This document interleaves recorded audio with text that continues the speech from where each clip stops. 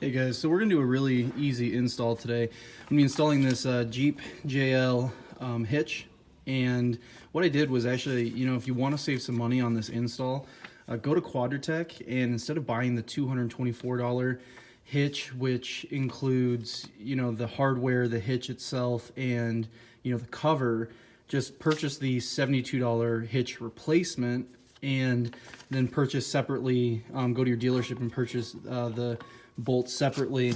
That'll save you about $100, and the part number for those bolts are right here.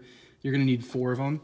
And actually, there's one difference between the replacement hitch and that $224 hitch, and the difference is that this replacement one has welded bolts on all 4.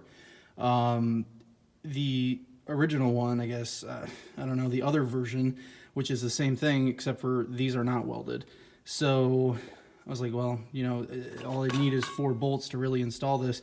And make sure that when you do go to your dealership, you purchase these ones with the part number, because you don't just go to your hardware store and purchase these, because it might not be the right strength of bolt. You want to make sure that they line up perfectly, and it's the right material of the bolt to for the strength. You don't want to mess around with anything that you're going to be towing and risk it at all. So these are about $14 or $16 at your dealership. You could probably talk them down to $12. That's what I did a piece. So altogether, this was $120. The other version comes with the cover is $224, so that's $100 savings. And instead of a cover, I'm probably gonna put a D-ring, shackle hitch for recovery purposes on the back of my car. Basically, yeah, we'll get into the install right now. It'll be really easy. Just get under there and slide the bolts through. You're gonna want to torque these down to 67 feet per pound. That's what it says on the instructions. Well, it says 90 Nm, which translates to 67 feet per pound. So yeah, we'll get going on that right now. All right, so you can see underneath the car, I just finger tightened this bolt right here. There's nothing that you need to remove from underneath this bar. So you basically just place one finger tight, push it up, install the rest of them. Let's see if we can do this, without any support. Basically just take the bolt, push it through, and do all these finger tight. Okay, so once you install these, just by hand and tighten them down, you're gonna take an 18mm socket and finish tightening these down. You won't need an extension or anything because they're already in here pretty tight.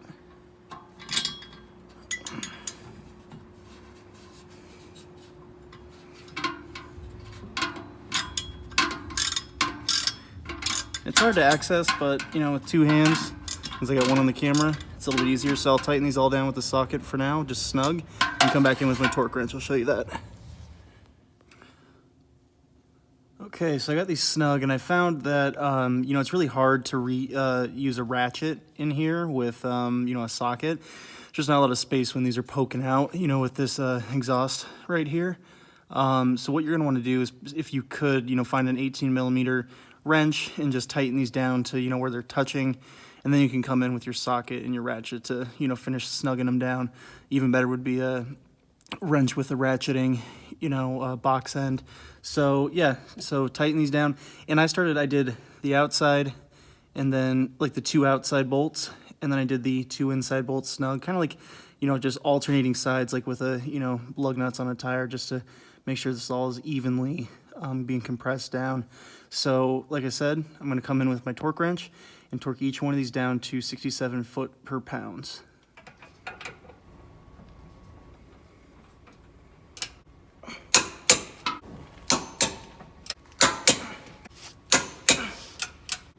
All right, and just like that, you're all done. You have all 4 in, and you're good to go. I will show you that the hitch, just comes shallow of ½ an inch or so, from the plastic bumper. And that clearance from the tire, let's say that's probably 3 or 4 inches. So, you almost have 4 inches of gappage if you're gonna put on a bike rack or something. you know, to clear this tire. So I'm gonna try and put my bike rack on my Thule and see if we have any clearance issues. All right, so that's what it looks like with the Thule bike rack.